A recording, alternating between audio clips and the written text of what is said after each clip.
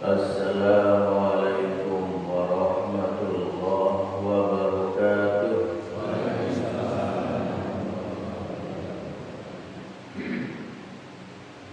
Alhamdulillahilladzi ahyana ba'dama amatana wa ilaihin nusyur. Alhamdulillahi qail ya bani Adam khudhu zinatakum 'inda kulli masjid wa kulu washrabu wa la tusrifu. Wa qala asyhadu an la ilaha illallah wahdahu la syarika lah wa asyhadu anna Muhammadan abduhu wa rasuluhu, amma ba'd. Qala Allah Ta'ala fil Qur'anil Aziz, a'udzu billahi minasy syaithanir rajim. Fa idza qudiyatis shalatu fantashiru fil ardh wabtaghu min fadlillah. Wa qala alaihi salatu wassalam, idza uqimatis shalatu fala shalata illa al-maktubah. Shadaqallahul azim wa shadaqa rasulul karim. Yang sama-sama kita hormati, kita muliakan imam dan pengurus Masjid At-Taqwa, hadirin wal hadirat jamaah kajian syuruk yang dimuliakan Allah Subhanahu wa taala. Kita memuji Allah Subhanahu wa taala atas segala karunia, nikmat, inayah, hidayah dan taufiknya, sehingga sampai pada pagi ini kita masih mendapatkan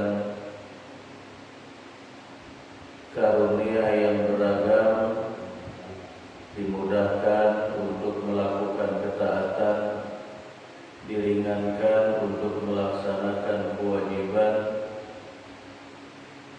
dan dimudahkan untuk menyiapkan bekal perjalanan hidup kita menuju Allah Subhanahu wa taala, yaitu bekal ilmu.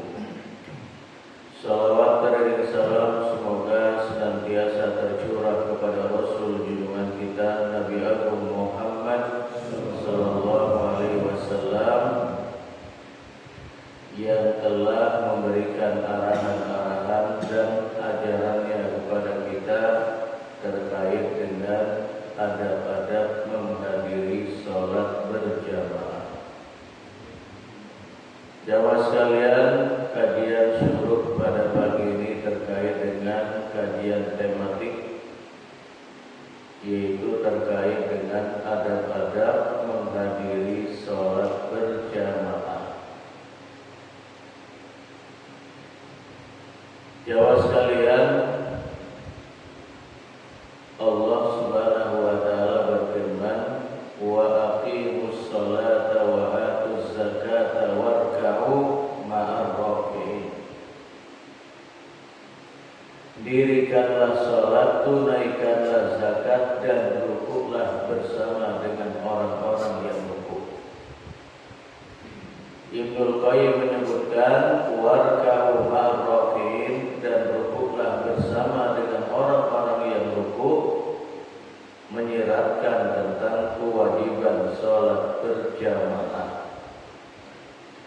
Karena membersamai orang-orang yang rukuk itu tidak terjadi kecuali dengan berjamaah. Rasulullah bersabda di dalam riwayat Bukhari dan Muslim, sholatul jamaati tafdulu sholatal fardhi bisab'in wa asyrina darajat. Sholat berjamaah itu lebih utama daripada sholat sendirian dengan kelipatan 27 derajat. Artinya sangat jauh bedanya. Supaya kita maksimal mendapatkan pahala yang dijanjikan oleh Allah dan Rasul-Nya,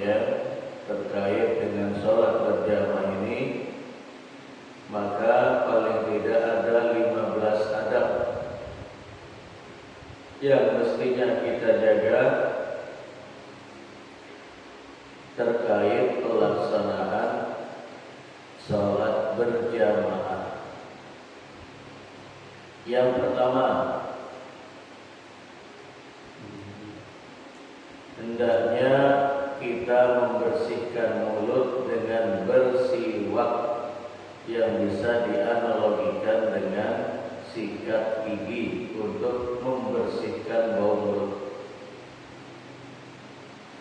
Rasulullah bersabda dalam riwayat Bukhari dan Muslim, "Man akala min hadhihi syajarati yakni at-taur fala yaqrabanna masjidana." Siapa saja yang memakan dari jenis makanan ini, tumbuh-tumbuhan ini, yakni at-taur, yaitu bawang putih, maka jangan sekali-kali dia mendekati masjid kami. Dan ini menjadi analogi bagi setiap sesuatu yang bisa menimbulkan bau, itu dimakruhkan ketika akan melaksanakan sholat berjamaah. Termasuk apa, Bapak Ibu? Jengkol, pete, jaling, apa lagi? Kalau duren di mana duren? Ya, duren kalau masih gelundungan wangi, tapi kalau sudah di mulut orang itu bisa bikin enak, bukan enak. Ya, maka masuk.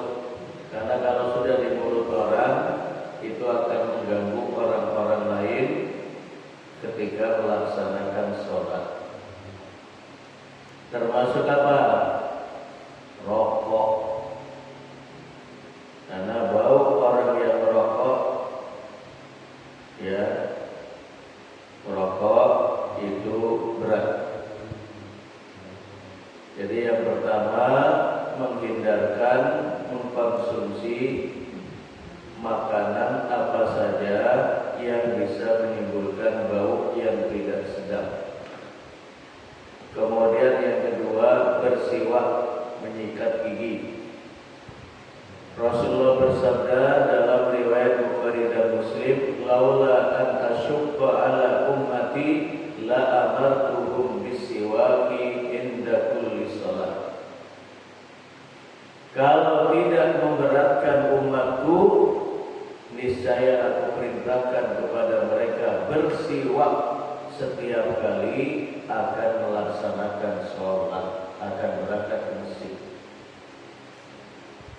Nah itu supaya orang-orang yang berada di sekitar kita nyaman ketika melaksanakan sholat berjamaah, tidak terganggu dengan bau mulut dan yang lain. Yang ketiga, berwudu di rumah. Jadi Masjid At-Taqwa menyediakan toilet dan kamar tempat berwudu itu bagi yang mampir di Masjid Taqwa, baik itu pendatang atau hanya sekedar singgah untuk sholat. Adapun kita yang tinggal di sekitaran Masjid At-Taqwa, berwudunya di rumah. Kenapa? Karena Rasulullah SAW bersabda di dalam riwayat Muslim, "Man tatahhara fi baitihi," siapa yang bersuci berwudu di rumahnya, bukan di masjid.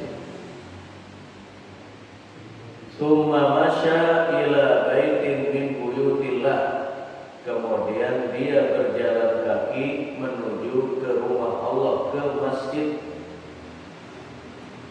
"Liyaqdiya faridatan min faraidillah," tujuannya untuk melaksanakan kewajibannya kepada Allah, yaitu untuk melaksanakan sholat berjamaah atau taklim. Karena khutuwatahu, maka setiap langkah kakinya, ihdahuma tahuttu khati'ah, langkah yang satu sebagai penghapus dosa, wal ukhra, langkah berikutnya berikutnya tarfa'u darajah, untuk meninggikan derajat kita di surga. Jadi setiap langkah kaki kanan 1, 3, 5, 7, 9, 11 dan seterusnya itu akan menghapus dosa. Langkah kedua, langkah keempat, langkah keenam, kedelapan, ke-10, 12 dan berikutnya itu untuk mengangkat derajat di surga. Itu bagi orang yang berwudu di rumahnya masing-masing, kemudian berangkatnya dengan berjalan kaki.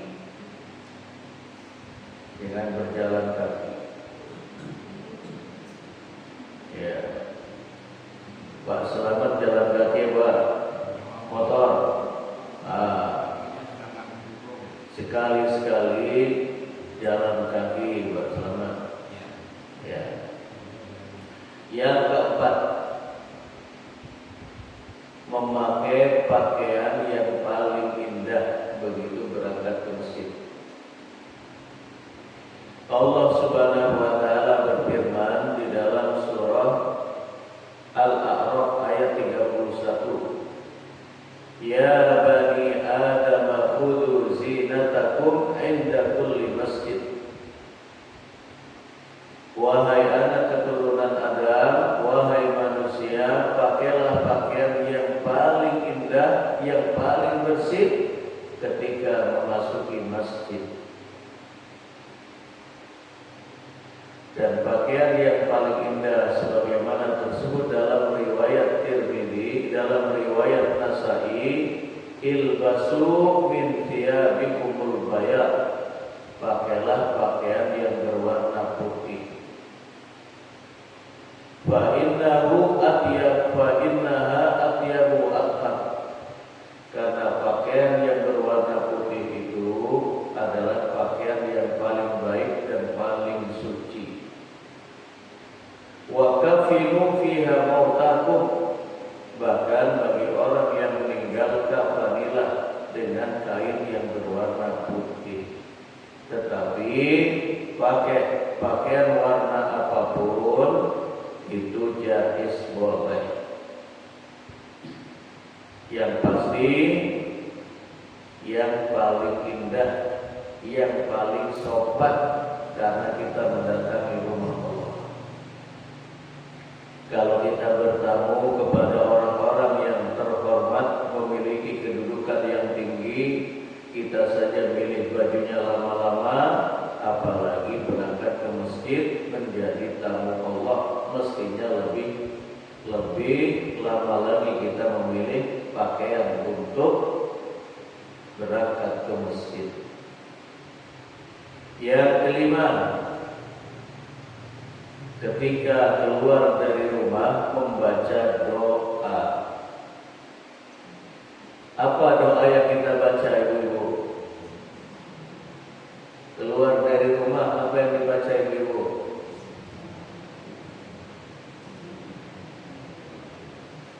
Bapak, apa? Bismillahi tawakkaltu ala Allah, la haula wa la quwwata illa billah. Dalam riwayat Tirmidzi dan Abu Dawud, Rasulullah bersabda, "Idza kharaja ar-rajulu min baitihi faqala." Apabila seseorang keluar dari rumahnya sambil berdoa, Bismillahi tawakkaltu ala Allah, dengan menyebut nama Allah aku bertawakal. La haula wa la quwwata, tidak ada daya dan kekuatan illa billah, kecuali dari Allah. Apa kata Rasulullah? Yuqalu lahu hina idzin, malaikat akan berbisik, hudita wa kufita wa utita. Engkau selalu berada dalam hidayah Allah, segala keperluanmu Allah cukupkan, dan engkau akan terjaga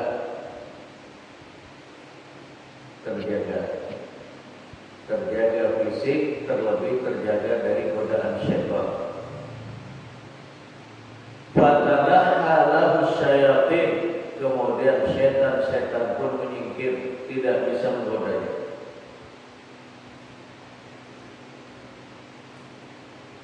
Fayaqulu syaitanu li syaitanin akhar, satu setan berkata kepada setan yang lain, kaifa laka bi rajulin qad hudiya wa kufiya wa wuliya, bagaimana kau bisa menggoda orang ini sementara dia sudah dijamin mendapatkan hidayah Allah, dijamin kebutuhannya dicukupkan dan dijaga dari godaan syaitan. Nah, jadi berangkat kemana saja, baik ke masjid, ke pasar, untuk bekerja, menjalani rutinitas sehari-hari, atau akan berolahraga dan seterusnya, keluarlah dari rumah dengan membaca Bismillah tawakkaltu 'alallah la haula wala quwata illa billah. Insyaallah kita akan terjaga secara fisik dan juga terjaga dari godaan syaitan. Karena sekarang ini kita sudah berhati-hati naik kendaraan, dari depan ngerem mendadak, ya ngerem mendadak, dari belakang cepat-cepat sehingga nubruk dan seterusnya. Maka dengan doa ini insya Allah terjaga. Yang keenam, pada saat berjalan menuju ke masjid, berdoa seperti dalam riwayat Abu Dawud. Apa doanya? Allahumma ja'al fi qalbi nuran. Ya Allah, jadikan hati ini penuh dengan cahaya. Hati yang penuh cahaya, ibadahnya ikhlas, jauh dari riya, pamer, jauh dari sum'ah, ingin diberitakan orang kebaikan kita, jauh dari. Hati yang dipenuhi cahaya itu mudah lapang dada. Kalau ada sesuatu yang tidak mengenakan dari orang lain, lapang dada. Mudah memaafkan kesalahan orang. Itu kalau hati sudah bertabur cahaya. Jauh dari kata hasad, hasud, dengki, iri hati, dendam, suudzon, itu akan terhindar. Kenapa? Bersih.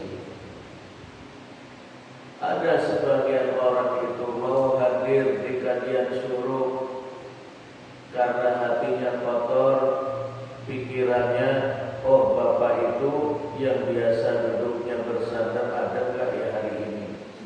Kalau ada saya nggak mau. Oh mudah-mudahan ibu itu nggak ada lah. Sampai sekarang belum bayar utang. Sulit memaafkan dan berlapang dada kepada orang. Hati yang kotor. Waj'al fi lisani nuran, dan jadikanlah lisanku ini penuh cahaya. Lisan yang penuh cahaya itu dalam keadaan selalu berzikir, selalu berdoa, tidak berkata-kata kecuali yang baik, memberikan nasihat, pengajaran, jarang atau sulit atau bahkan jauh dari umpatan, sumpahan, kutukan, celaan, doa-doa yang buruk kepada orang. Ada sebagian orang itu kalau dalam satu hari belum umpatin orang, itu belum bisa tidur dengan nyenyak.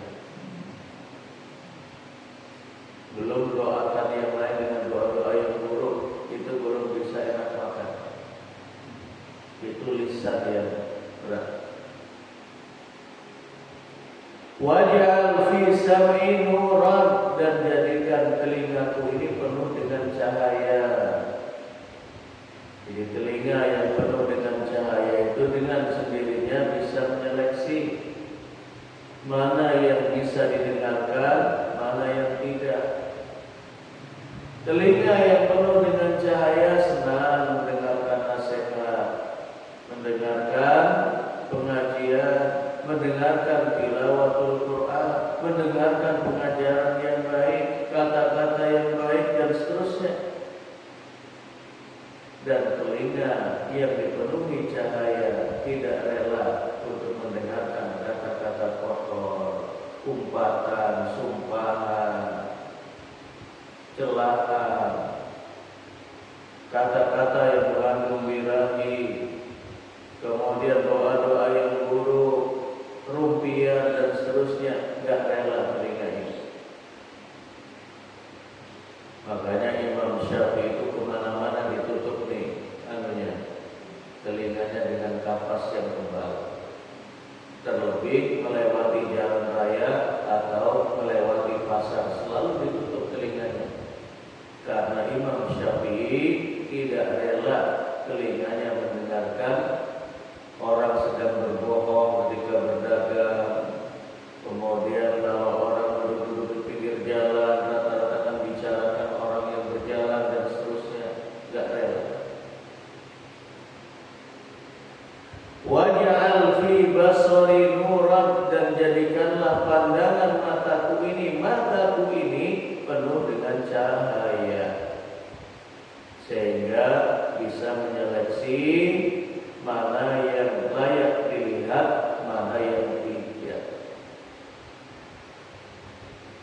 Karena Rasulullah menyebut an-nadratu sahmun min sihami iblis, karena pandangan mata itu adalah panah-panahnya iblis. Artinya banyak dosa dan maksiat itu berawal dari pandangan mata yang tidak terarah dan terkontrol. Adanya perzinahan, perselingkuhan, itu karena matanya jelalatan, matanya lihat. Dalam kondisi terjepit oleh hutang dan seterusnya, sementara berpikir untuk melunasinya dari mana, sholat subuh mau masuk masjid, melihat ada motor, kok kuncinya gantung. Berawal dari pandangan mata, kenapa enggak saya ambil? Setan membisiki, tuh kuncinya ada di motor, berarti dikasih.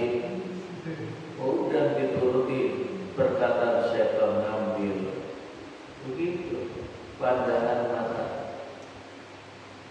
Terjadinya perzinahan dan seterusnya itu berawal dari mata yang tidak dipenuhi cahaya. Matanya dilalaikan, lihat sana sini dan seterusnya.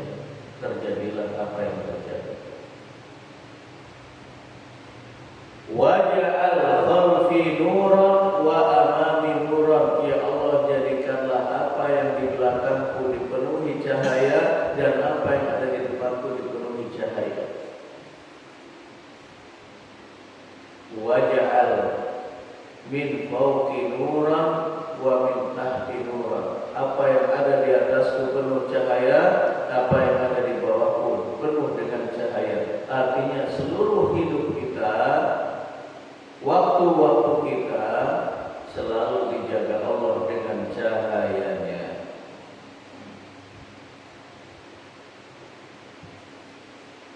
Allahumma wa a'dim li nuran, ya Allah, selalu agungkan, besarkan cahaya di dalam diri ini. Nah, orang yang sudah membaca doa ini ketika berangkat ke masjid, insya Allah jalannya akan lurus. Karena orang yang sudah niatannya berangkat ke masjid untuk sholat, untuk taklim, tetapi hatinya hampa dari doa, dari zikir ini, maka kalau ada tetangga kita lagi berjalan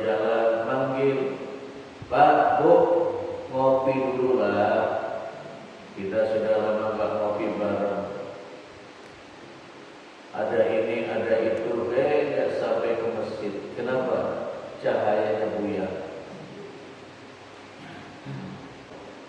Yang ketujuh,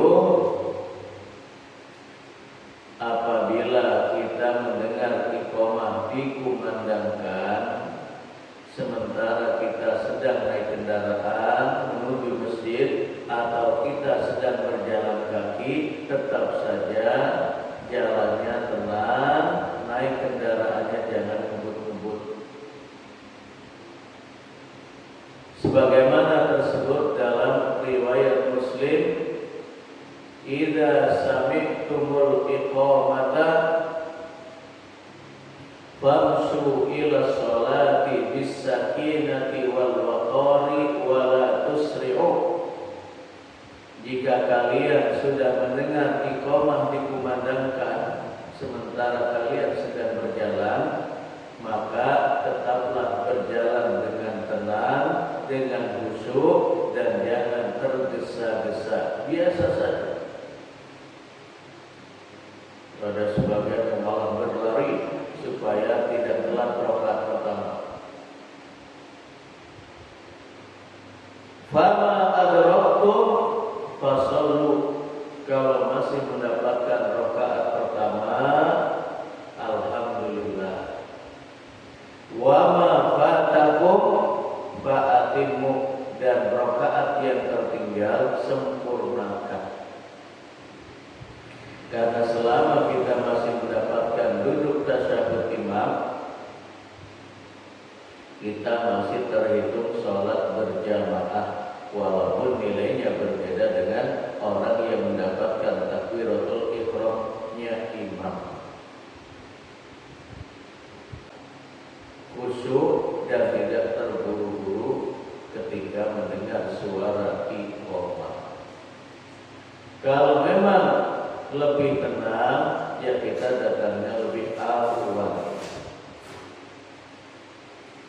Yang kedelapan, masuk masjid dengan berdoa, masuk dengan kaki kanan, berdoa seperti dalam riwayat Ibnu Majah dan Tirmidzi.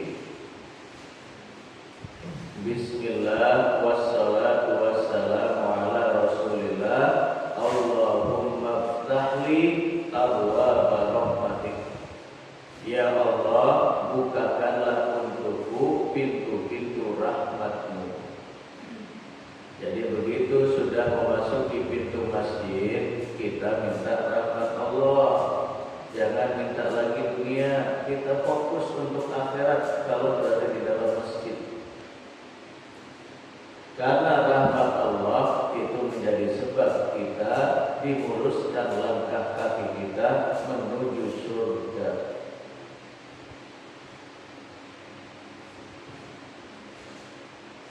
Kemudian yang ke-9, mengucapkan salam. Rasulullah bersabda dalam riwayat Muslim, la tadkhulul jannata hatta tu'minu, kalian tidak akan masuk surga sampai kalian beriman.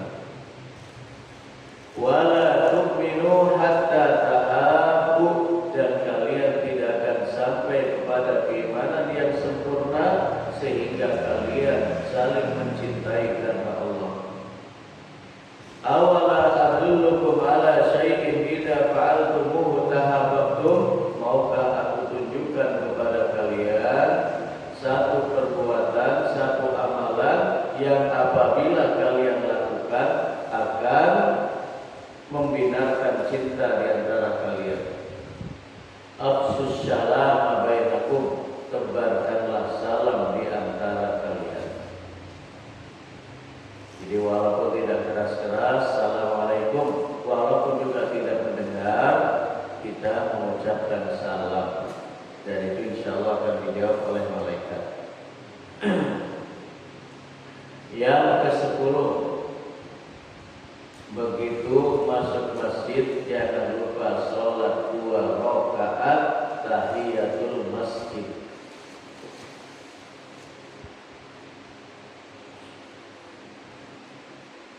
Rasulullah Shallallahu Alaihi Wasallam bersabda, "Idza dakhala ahadukumul masjida fala yajlis hatta yusalli rak'atain."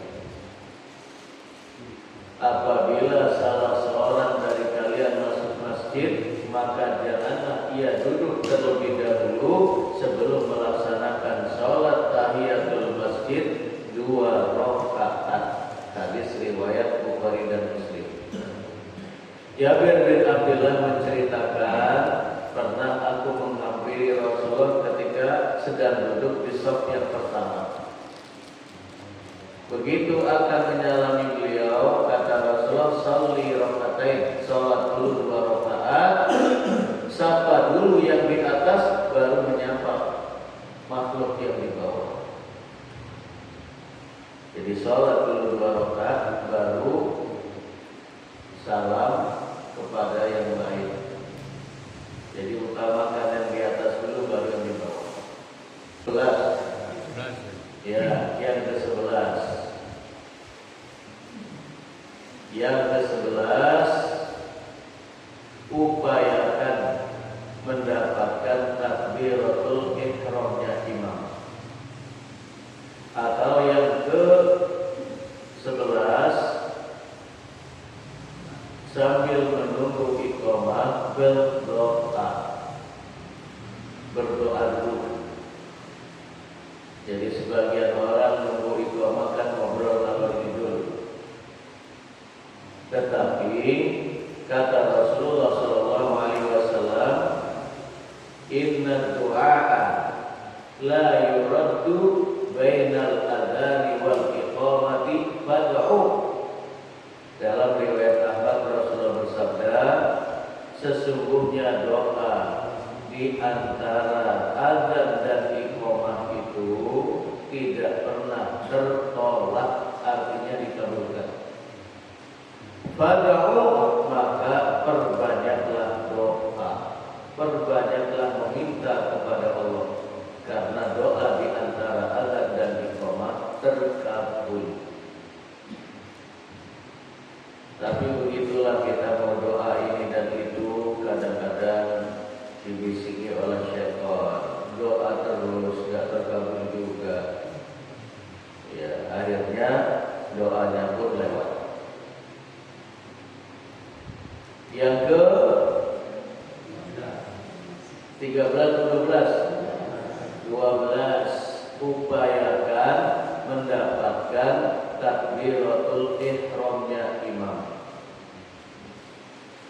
Kenapa? Karena Rasulullah memberikan jaminan dalam riwayat Tirmidzi, "Man shalla lillah," siapa yang sholatnya karena Allah, bukan karena dunia, bukan karena pamrih dunia, tapi karena Allah. Arba'ina yawman, selama 40 hari, fi jama'atin, dengan berjamaah, yudriku takbiratul ula, kemudian mendapatkan takbiratul ihramnya imam. Yudriku takbiratul ula, mendapatkan takbiratul ihramnya imam. Selama 40 hari sholatnya dengan berjamaah.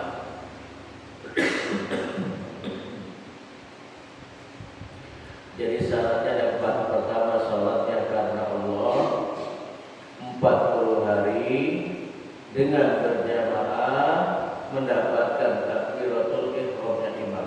Itu 4 syaratnya. Apabila salah satu syaratnya hilang, jaminan dari Rasulullah ini gak dapat. Kutiba lahu bara'atan, ditulis baginya 2 kebebasan. Bara'atun minan nar wa bara'atun minan nifaq. Yang pertama jaminannya adalah terbebas dari siksa neraka. Kemudian yang kedua, terbebas dari sifat munafik. Jaminan yang sangat luar biasa dari Rasulullah. Terbebas dari siksa neraka, terbebas dari kemunafikan. Yang ke-13, upayakan mendapatkan soft yang pertama, terutama bagi bapak. Rasulullah bersabda dalam riwayat Bukhari dan Muslim, "Lau ya'lamun nas ma fil nida' was safil awwal." Sekiranya manusia mengetahui keutamaan orang yang mengumandangkan azan, orang yang tukang azan itu karena atwal anaq yaumil qiyamah, dalam riwayat Muslim nanti pada hari kiamat lehernya jadi panjang. Bukan kayak tirawah, bukan. Amalnya banyak. Ya, amalnya banyak, pahalanya berlimpah, paling dekat kepada Allah, balasannya pun lebih baik dari yang lain. Wasofil awal, kemudian bagaimana keutamaan sof yang pertama? Tsumma la yajidu illa an yastahimu alaih. Kemudian mereka tidak mendapatkan sof yang pertama dan juga azan itu kecuali harus diundi, maka mereka rela untuk diundi menjadi tukang azan dan mendapatkan sof yang pertama karena pahala sangat besar. Kemudian dalam riwayat Nasa'i Rasulullah bersabda, "Innallaha wa malaikatahu yusalluna ala alladziina yusalluna as-saffal awwal." Sesungguhnya Allah dan para malaikatnya bersolawat mendoakan rahmat dan ampunan bagi orang-orang yang berada di shaf yang pertama. Kemudian yang ke-14, mengambil, kalau tidak di shaf yang pertama, mengambil di shaf sebelah kanan. Karena dalam riwayat Ibnu Huzaimah Rasulullah bersabda, "Innallaha wa malaikatahu yusalluna ala mayamini sufuf." Sesungguhnya Allah dan Rasulnya bersolawat kepada orang-orang yang mengambil shaf di sebelah kanan. Lalu bagaimana yang di sebelah kiri? Maka diselipkan niat untuk memenuhi shaf supaya pahalanya besar. Man syadda furjatan, dan orang yang memenuhi shaf itu akan ditinggikan derajatnya di surga dan akan dibangunkan rumah di surga. Jadi masing-masing memiliki keutamaan, terutama shaf yang pertama dan bagian kanan. Bagian kiri niatannya memenuhi shaf. Yang terakhir,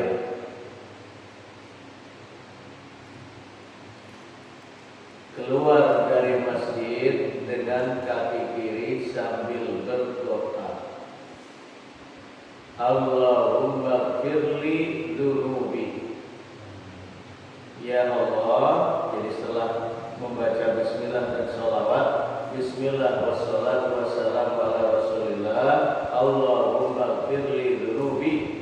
Ya Allah, ampunilah dosa-dosaku, waftahli abwaaba fadlik, dan bukakanlah untukku pintu-pintu karuniamu. Pintu-pintu karunia itu maksudnya adalah dunia dilapangkan. Jadi begitu masuk masjid kita mengharapkan ridho Allah, rahmat Allah dan surga. Begitu keluar, karena kita sudah berhadapan dengan dunia, kita mengharap dunia yang penuh berkah. Baik, demikian jamaah 15 adab mendatangi masjid. Dan ini penting karena Rasulullah menyebutkan ahabbul biladi ilallah masajiduha, tempat yang paling Allah sukai adalah masjid. Maka kalau kita ingin dicintai oleh Allah Subhanahu wa taala, sering-sering memakmurkan masjid, berada di masjid. Wa abghadul biladi ilallah aswaquha, dan seburuk-buruknya tempat yang paling dibenci oleh Allah adalah Karena di pasar memang tempat orang berbohong, melakukan kecurangan, bersumpah palsu, kemudian ya keburukan-keburukan yang lain, termasuk aurat diumbar, siang-siang yang nggak pada puasa di bulan Ramadan itu di pasar. Sehingga pasar adalah tempat yang paling dibenci oleh Allah, sementara masjid adalah tempat yang paling Allah cintai. Maka sekali lagi, agar kita menjadi hamba yang beradab di sisi Allah, beretika di sisi Allah, dan termasuk orang-orang yang mengikuti sunnah Rasulullah SAW, maka kita melaksanakan adab-adab yang terkait dengan adab-adab menuju masjid.